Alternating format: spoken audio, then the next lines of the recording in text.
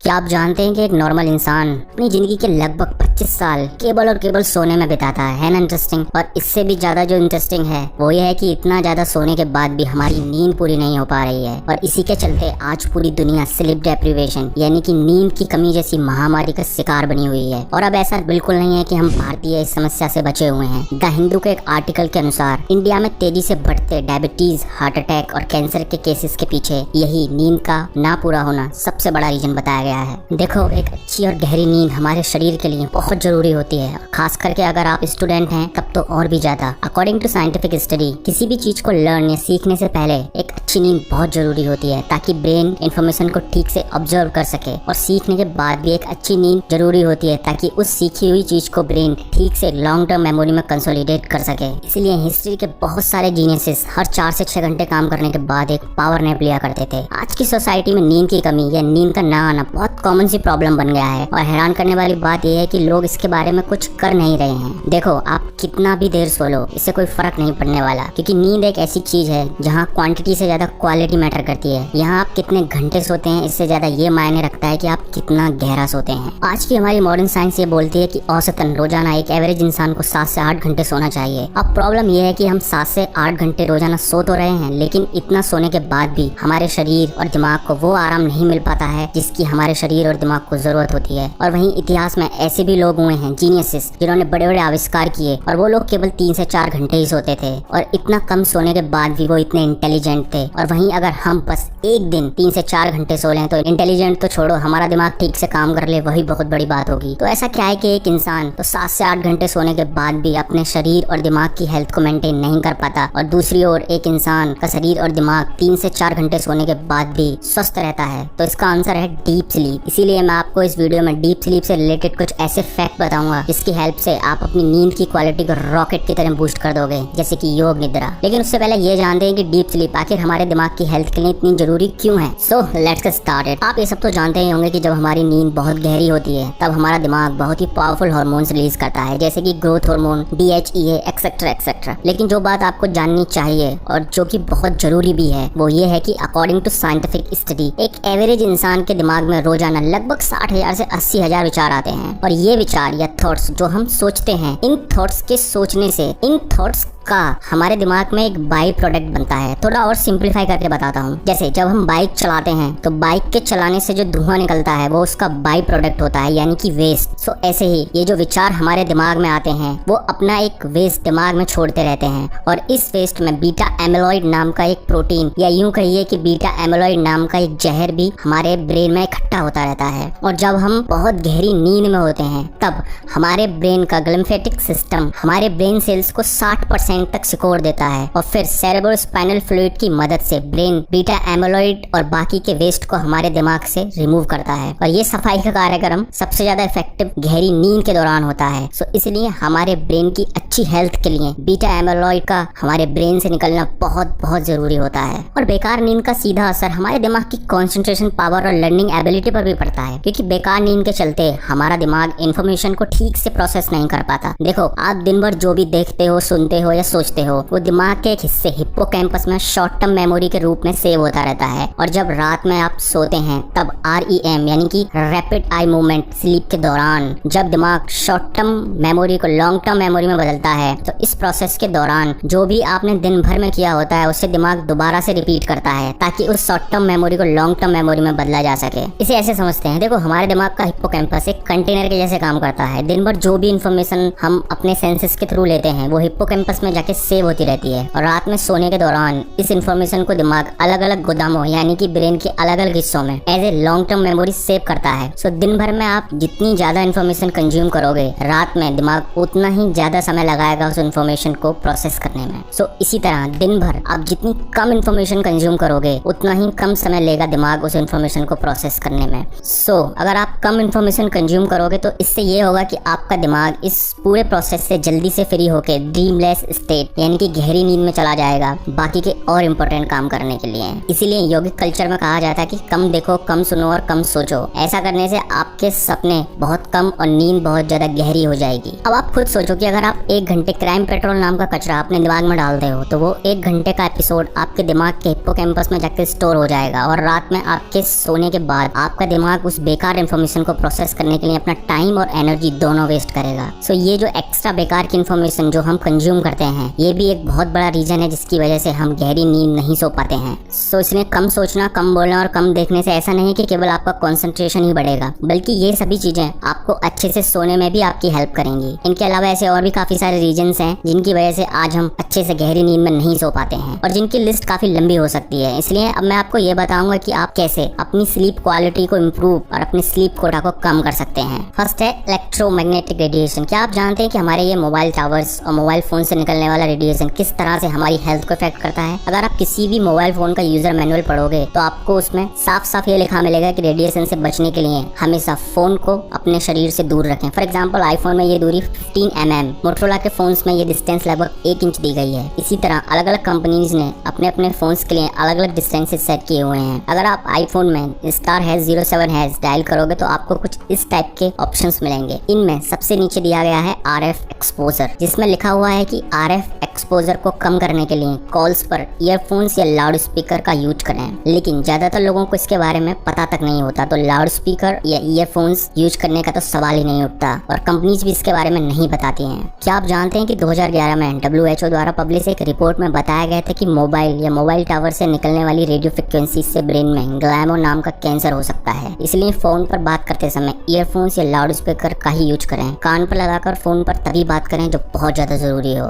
Denmark में school के कुछ स्टूडेंट्स पर एक रिसर्च की गई थी और इस रिसर्च के रिजल्ट ने सबको हिला कर रख दिया था। ये रिसर्च कुछ इस प्रकार थी कि सोते समय जिन स्टूडेंट्स के आसपास कोई फोन या चालू वाईफाई राउटर था वो स्टूडेंट्स अगले दिन किसी भी चीज पर ठीक से कंसंट्रेट नहीं कर पा रहे थे। मतलब कि फोन्स और वाईफाई राउटर से निकलने वाली फ्रिक्वेंसीज हमारे ब्रेन की कंसंट्रेट करने की एबिलिटी को कम कर देती हैं। इसका रीजन भी मैं आपको बताऊंगा, लेकिन उससे पहले मैं आपको कुछ और साइंटिफिक स्टडी दिखाना चाहता हूँ। ये देखिए, EMR यानी कि electromagnetic radiation reduces melatonin in animals and people. दूसरी स्टडी ये कहती है कि इतने हर्ट्ज का मैग्नेटिक फील्ड हमारे ब्रेन के पीनियल ग्लैंड को इफेक्ट करता है। और तीसरी स्टडी में भी ये साफ साफ लिखा है कि रेडियो फ्रिक्वेंसीज हमारे ब्रेन में बनने वाले मेलाटोनिन को कम कर देती हैं। देखो, हमारे मोबाइल्स या वाईफाई राउटर से निकलने वाली रेडियो वेव्स की फ्रिक्वेंसी लगभग लाइट की फ्रिक्वेंसी से मिलती जुलती होती है और रात में सोने के दौरान हमारा दिमाग मोबाइल्स या वाईफाई राउटर से निकलने वाली फ्रिक्वेंसीज को लाइट की फ्रिक्वेंसी समझ लेता है और जिसके चलते हमारा दिमाग डीप स्लीप यानी कि गहरी नींद तक नहीं पहुंच पाता है। और इसी के चलते बीटा एमोलॉइड नाम का जो जहर हमारे दिमाग में दिन भर बनता है उसे हमारा दिमाग ठीक से साफ नहीं कर पाता है और गहरी नींद के अभाव में शरीर को प्रॉपर रेस्ट भी नहीं मिल पाता, जिसके चलते हमारा एनर्जी लेवल भी बहुत कम हो जाता है और हमारी कंसंट्रेशन पावर भी। देखो, रात में सोने के दौरान जब बॉडी अपने आप को रिपेयर करती है तब इस प्रोसेस के दौरान हमारे शरीर में बहुत ही हार्मफुल फ्री रेडिकल्स बनते हैं और इन फ्री रेडिकल्स को बॉडी से हटाने के लिए ब्रेन मेलाटोनिन हार्मोन को प्रोड्यूस करता है ताकि इन हार्मफुल फ्री रेडिकल्स को शरीर से बाहर निकाला जा सके। लेकिन अगर सोने के दौरान हमारे आसपास कोई फोन या वाईफाई राउटर होता है तो इसके चलते ब्रेन पर्याप्त मात्रा में मेलाटोनिन नहीं बना पाता, जिसके चलते हमारी इम्यूनिटी वीक होने लगती है और जिसके चलते हमें नई नई तरीके की बीमारी होने की संभावना बढ़ जाती है। इसलिए सोते समय हमेशा वाईफाई राउटर को बंद और फोन को अपने से काफी दूर रखकर सोएं और सोने से लगभग 1 घंटा पहले फोन और कंप्यूटर का यूज ना करें, क्योंकि इनसे निकलने वाली ब्लू लाइट्स के चलते सोने के दौरान ब्रेन को प्रॉपर रेस्ट नहीं मिल पाता। और अगर आप कंप्यूटर ज्यादा यूज करते हैं तो f.lux नाम का सॉफ्टवेयर यूज करें। ये सॉफ्टवेयर आपके कंप्यूटर से निकलने वाली ब्लू लाइट को लगभग खत्म कर देगा। नेक्स्ट है omega 3 fatty acids. Omega 3 fatty acids पर अब तक हजारों रिसर्च हो चुकी हैं और सभी की सभी रिसर्च एक ही बात बोलती हैं कि ओमेगा 3 फैटी एसिड्स हमारी ओवरऑल हेल्थ के लिए बहुत ज्यादा जरूरी होते हैं, खासकर दिल और दिमाग के लिए। लेकिन यहाँ जो रिसर्च मैं आपको दिखाना चाहता हूँ वो है ये रिसर्च। अगर आपको याद हो तो मैंने आपको बताया था कि गहरी नींद के दौरान हमारे दिमाग का लिम्फेटिक सिस्टम सेरेब्रोस्पाइनल फ्लूइड की मदद से एमिलॉइड बीटा नाम के जहर को हमारे दिमाग से साफ करता है। So according to this research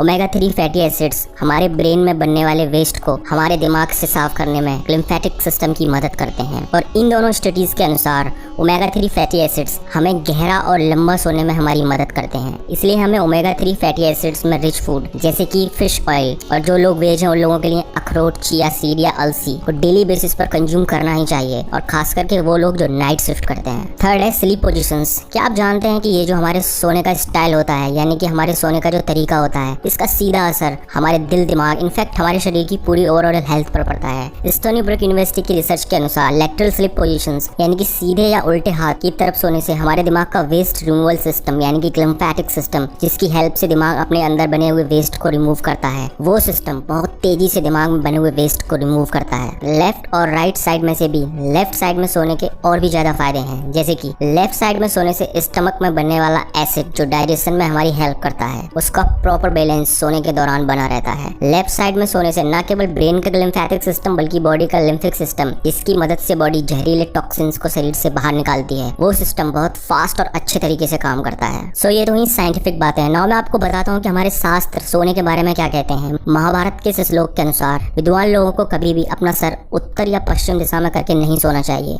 अब क्यों नहीं सोना चाहिए, अभी तक साइंस के पास इसका कोई जवाब नहीं है, लेकिन अगर कुछ विद्वानों की माने तो हमारी पृथ्वी के नॉर्थ पोल और साउथ पोल की तरह ही हमारे शरीर में भी नॉर्थ पोल और साउथ पोल होते हैं, और जब एक इंसान नॉर्थ की तरफ अपना सर करके सोता है तो हमारी पृथ्वी के नॉर्थ पोल और हमारे शरीर के नॉर्थ पोल एक दिशा में होने के चलते हमारी बॉडी और अर्थ के बीच लॉ ऑफ रिपल्शन यानी कि प्रतिकर्षण का नियम काम करने लगता है, और इस प्रतिकर्षण से पैदा हुई फोर्स हमारी बॉडी पर एक प्रकार का प्रेशर बनाने लगती है, और इस प्रेशर के चलते हमारे ब्लड का प्रेशर भी बढ़ जाता है, और इस बढ़े हुए ब्लड प्रेशर के चलते हमें ठीक से नींद नहीं आ पाती और हमारे शरीर में बहुत सारी बीमारियों के होने का खतरा बढ़ जाता है। और वहीं अगर हम साउथ की तरफ सर करके सोते हैं तो लॉ ऑफ अट्रैक्शन यानी कि आकर्षण के नियम के चलते हमारी बॉडी में थोड़ा खिंचाव आ जाता है, और इस खिंचाव का सीधा असर हमारी नींद की क्वालिटी पर पड़ता है। इसलिए साउथ में सर करके सोने से हमारी नींद की क्वालिटी बहुत ज्यादा बढ़ जाती है। अब पश्चिम की तरफ हमें सर करके क्यों नहीं सोना चाहिए, इसके पीछे भी एक बहुत बड़ा लॉजिक है। वास्तु शास्त्र के अनुसार हमें हमेशा अपना सर ईस्ट यानी कि पूरब की तरफ करके सोना चाहिए, क्योंकि जब हम पूरब की तरफ सर करके सोते हैं तब सूरज की एनर्जी हमारे सर की तरफ से हमारी बॉडी में एंटर करती है और पैरों की तरफ से बाहर निकलती है, और इसके चलते हमारा सर ठंडा और हमारे पैर गर्म रहने लगते हैं। और ठंडे सर का मतलब है बेटर कंसंट्रेशन, शांत दिमाग, जीरो एंजाइटी, जीरो डिप्रेशन। इसलिए वास्तुशास्त्र में कहा गया है कि स्टूडेंट्स, स्कॉलर्स, योगी यानी कि वो लोग जो मेंटल वर्क करते हैं, ऐसे लोगों को ईस्ट में सर करके सोना चाहिए। सो अभी तक जो भी बातें मैंने आपको बताई वो सभी बातें आपकी अच्छी और एक डीप स्लीप लेने में आपकी हेल्प करेंगी, लेकिन अभी जो टेक्निक, जो मेथड मैं आपको बताने जा रहा हूँ, ये अगर आपने अपनी लाइफ में ठीक से इम्प्लीमेंट कर लिया तो आपकी नींद नहीं, आपके लिए ध्यान और वरदान बन जाएगी। देखो, सोने से पहले आपका दिमाग किस स्टेट में है ये बात ये तय करती है कि आपकी नींद कैसी होगी, और आपकी नींद ये तय करती है कि आपका अगला दिन कैसा होगा, और आपका दिन ये तय करता है कि आपकी लाइफ कैसी होगी। और जो भी लास्ट विचार और आखिरी चीज हम सोने से पहले करते हैं वही एक चीज हमारी नींद का केंद्र होती है, यानी कि पूरी रात हमारा दिमाग उस एक सिंगल चीज के आसपास घूमता रहता है। और अकॉर्डिंग टू साइंटिफिक स्टडी आज पूरी दुनिया के ज्यादातर लोग बीटा स्टेट यानी कि जिस स्टेट में हमें सबसे ज्यादा थॉट्स आते हैं उसी स्टेट में सोने चले जाते हैं, यानी कि हम अपने दिमाग को न्यूट्रल किए बिना ही सोने चले जाते हैं, और इसके चलते रात भर हमारे दिमाग को प्रॉपर रेस्ट नहीं मिल पाता। तो अब इससे बचने के लिए आपको करना क्या है, तो देखो, सोने से लगभग 15 मिनट पहले अपने बेड पर ही मेडिटेशन पोस्चर में बैठ जाएं और अपने गले पर ध्यान लगाएं, यानी कि गले की इस जगह पर ध्यान लगाएं, क्योंकि यही वो जगह होती है जहाँ पर वर्ड्स बनते हैं, और बिना वर्ड के कोई थॉट दिमाग में आ ही नहीं सकती। असल में हम जो भी सोच रहे होते हैं वो मन ही मन में बोल भी रहे होते हैं, और जब आप गले की इस जगह पर ध्यान लगाओगे तो अपनी थॉट्स को बहुत जल्दी सीज कर पाओगे, यानी कि रोक पाओगे।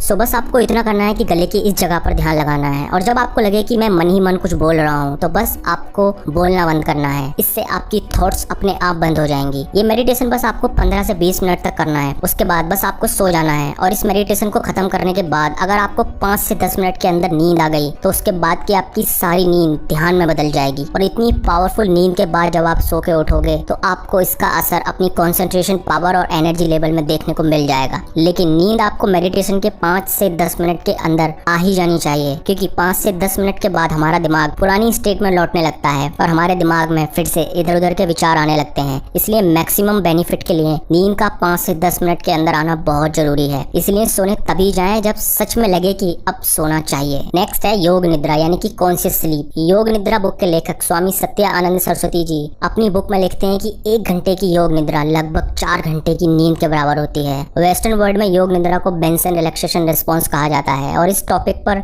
सैकड़ों साइंटिफिक स्टडी हो चुकी हैं, और सभी की सभी स्टडीज ये कहती हैं कि योग निद्रा से हमारे शरीर पर होने वाले बेनिफिट्स असीमित हैं। योग निद्रा से एक इंसान की बॉडी कुछ ही समय में इतनी डीप रिलैक्सेशन में चली जाती है कि एक साधारण नींद से कभी नहीं जा सकती। वैसे तो एक कंप्लीट योग निद्रा के काफी स्टेप्स होते हैं, जैसे कि प्रिपरेशन, रिलैक्सेशन, संकल्प, ध्यान को शरीर में घुमाना, फिर है ब्रीदिंग, इमेज विजुअलाइजेशन और फिर से आखिर में आता है संकल्प। योग निद्रा का स्वामी सत्य आनंद सरस्वती जी ने छोटा वर्जन भी अपनी बुक में बताया है, जिसे हमें सोने से पहले करना चाहिए। तो इसके लिए सबसे पहले आप जहाँ भी सोते हैं वहाँ आपको शव आसन की स्थिति में हथेलियां ऊपर करके बिना तकिए के लेट जाना है। उसके बाद 3 से 4 लंबी लंबी सांसें लेनी है। उसके बाद आपको अपने पूरे शरीर में ध्यान को घुमाना है, यानी कि रोटेशन ऑफ कॉन्शियसनेस। ये आपको शुरू करना है अपने लेफ्ट पैर के अंगूठे से। उसके बाद फिर लेफ्ट पैर की सारी उंगलियां एक एक करके, फिर पूरा लेफ्ट पैर, फिर एंकल से लेकर घुटने तक। इसी तरह आपको अपनी पूरी बॉडी के हर एक पार्ट में अपने ध्यान या कॉन्शियसनेस को लेके जाना है। उसके बाद आखिर में आपको अपनी चेस्ट यानी कि अनाहत चक्रा पर आकर अपने ध्यान को रोक देना है। और फिर इसके बाद आपको अपनी सांस ब्रीद इन और ब्रीद आउट को 27 से लेके 1 तक गिनना है, यानी कि एक बार ब्रीद इन पर 27 बोलना है मन ही मन में और एक बार ब्रीद आउट पर। ऐसे ही आपको 1 तक जाना है। 1 पर आने के बाद आपको अपनी आंखों को खोलना है, थोड़ा शरीर को स्ट्रेच करना है और चुपचाप से सो जाना है। और योग निद्रा करते समय आपको ये याद रखना है कि आपको सोना नहीं है। That's it. अगर आप किसी भी तरह से इस टेक्निक में मास्टर हो गए तो आपकी नींद आपके लिए वरदान के जैसे काम करेगी। और अगर आपको योग निद्रा के बारे में डिटेल्स में जानना है तो योग निद्रा बुक की PDF की लिंक मैंने डिस्क्रिप्शन में दे दी है, आप वहां से जाकर ये बुक डाउनलोड कर सकते हैं। सो दैट्स इट दोस्तों, इस वीडियो के लिए इतना ही। Thank you for watching.